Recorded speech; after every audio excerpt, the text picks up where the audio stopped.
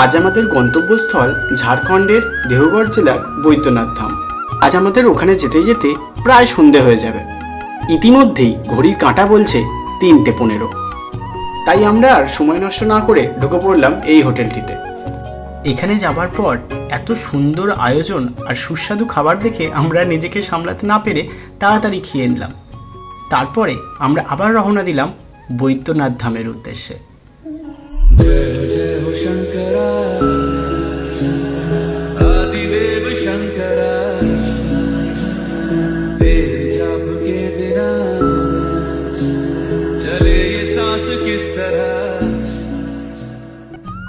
ইতিমধ্যেই সূর্যিমামা অস্ত গেছে, আর আমরা এই মনোরম দৃশ্য দেখতে দেখতে চলেছি আমাদের গন্তব্যস্থলে।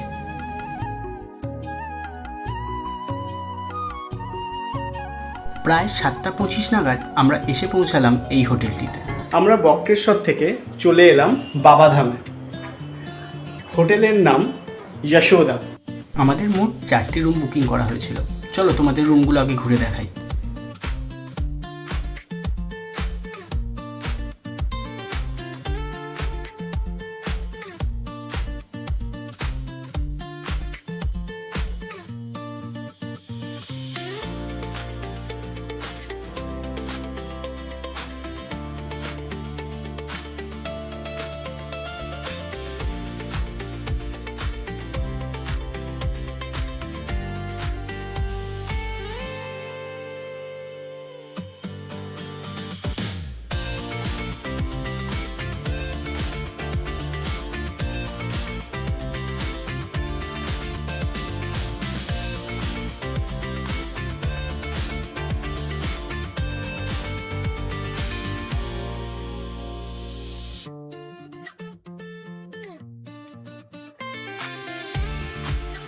প্রত্যেকটা রুমই খুব সুন্দর।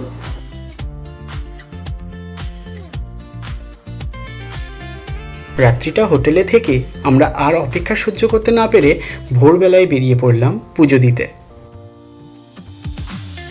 সমস্ত অপেক্ষার অবসান ঘটিয়ে অবশেষে আমরা পৌঁছালাম মন্দিরে।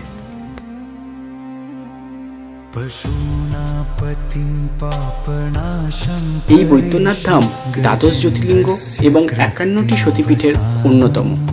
এটি হলো সেই দ্বাদশ জ্যোতির্লিঙ্গের একটি জ্যোতির্লিঙ্গ, কামনালিঙ্গ। এই মন্দিরটির গড়ে ওঠার পিছনে রয়েছে বিশাল রহস্য। বৈদ্যনাথ ধামের এই বিশাল রহস্য বোঝার জন্য আমাদের যেতে হবে ত্রেতা যুগে, যে সময় ভগবান বিষ্ণু রামের অবতারে এসেছিলেন।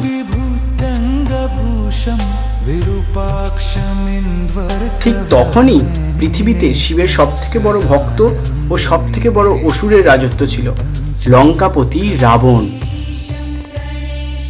এই কাহিনী শুধু ভক্তি নয়, বরং এমন এক মহাত্যাগ ও দেবতাদের এমন এক ভয়ঙ্কর কৌশলের, যা সমগ্র ব্রহ্মাণ্ডের ভূগোল বদলে দিয়েছিল। পুরাণ অনুসারে রাবণ জানত যে যদি তাকে ত্রিভুবনে অজয় হয়ে রাজত্ব করতে হয়, তবে তাকে ভগবান শিবকে লঙ্কায় স্থাপন করতেই হবে। এই জেদ নিয়ে রাবণ হিমালয়ের বরফে ঢাকা চূড়ায় তপস্যা শুরু করে। বছরের পর বছর চলতে থাকে এই কঠিন তপস্যা। কিন্তু এত কিছুর পরেও যখন ভগবান শিব প্রসন্ন হলেন না, তখন রাবণ এমন এক পদক্ষেপ নিল যা কোনো দেবতা কল্পনাও করতে পারেনি। সে এক এক করে তার 9টি মাথা ভগবান শিবকে অর্পণ করল। এরপরেও যখন ভগবান শিব প্রকট হলেন না, তখন সে তার 10ম অর্থাৎ শেষ মাথাটি উৎসর্গ করতে গেল। তখন সমগ্র ব্রহ্মাণ্ডের শক্তি একত্রিত হলো ওই স্থানে।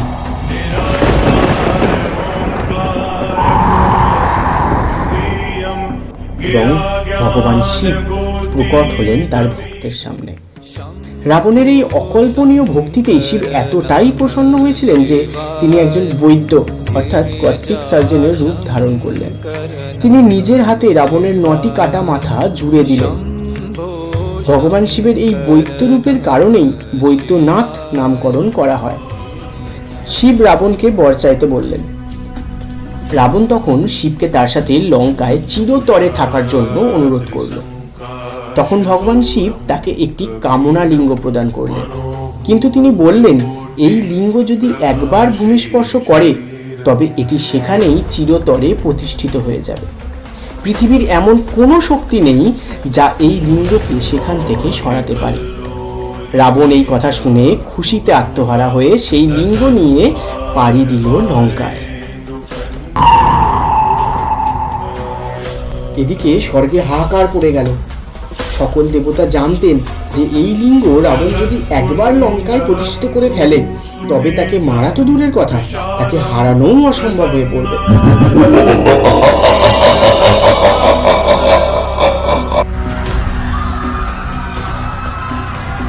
তারা সিদ্ধান্ত নিলেন রাবণকে যেভাবেই হোক লঙ্কায় এই লিঙ্গ নিয়ে যাওয়া থেকে আটকাতেই হবে। তখন সকল দেবতা মিলে একটি ষড়যন্ত্র করলেন। বিষ্ণুদেব তখন জলের দেবতা বরুণ দেবকে রাবণের পেটে প্রবেশ করতে বললেন।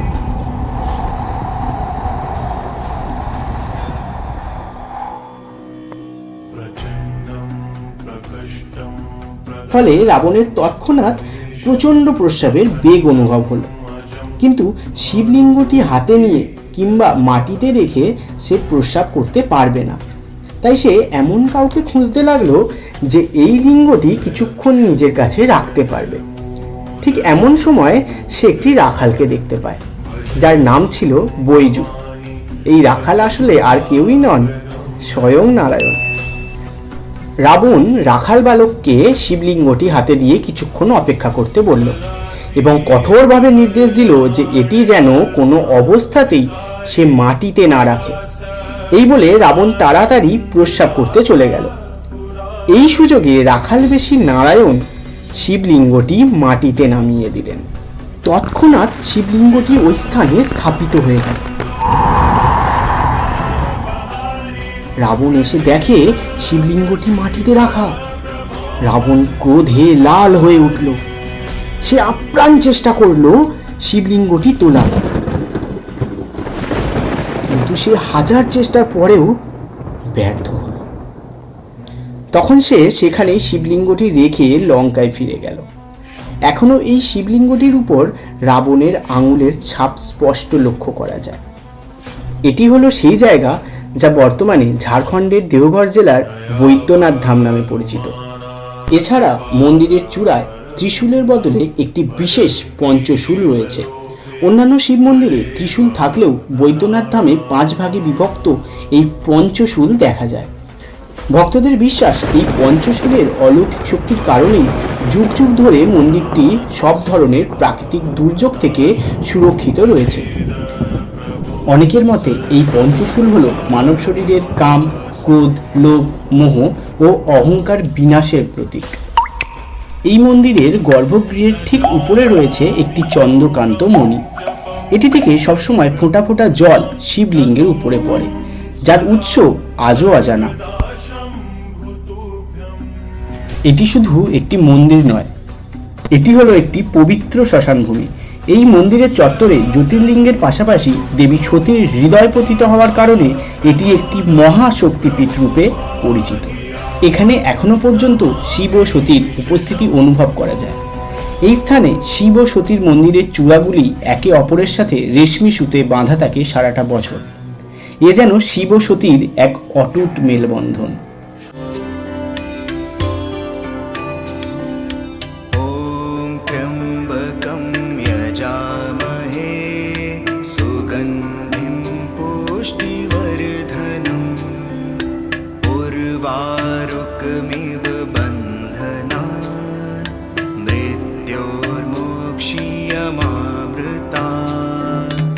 ফাইনালি বাবাধাম থেকে পুজো দিয়ে আমরা সকাল সকাল বেরিয়ে পড়লাম। এবারে আমরা রওনা দিয়েছি, তো সবাই একবারে একসঙ্গে বলো হর হর মহাদেব। এইবার ফিরতে হবে বাড়ি। আমাদের সমস্ত ভিডিওগুলো তোমাদের কেমন লাগছে সেটা কমেন্টে অবশ্যই জানিও। যদি ভালো লাগে তাহলে লাইক শেয়ার করে দিও। দেখা হচ্ছে পরের কোনো ভিডিওতে।